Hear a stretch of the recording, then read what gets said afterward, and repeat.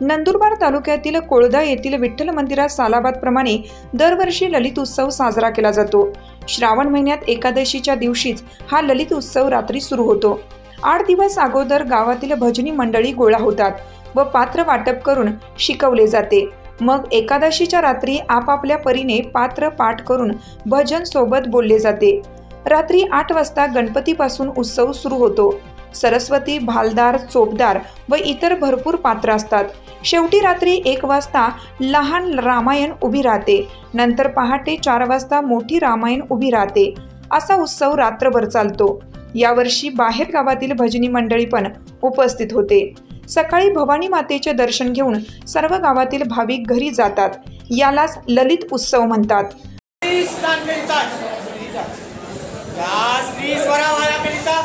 मित्र व चक्र दोघे तिथे जातात। त्यांनी त्या स्त्रीस पाहतात, दोघांच्या नेता तिथेच घडतात। मित्राच्या नेत्यापासून व चक्राच्या नेत्यापासून पुढे दोघांनी किष्किंधेचे राज्य घेतले।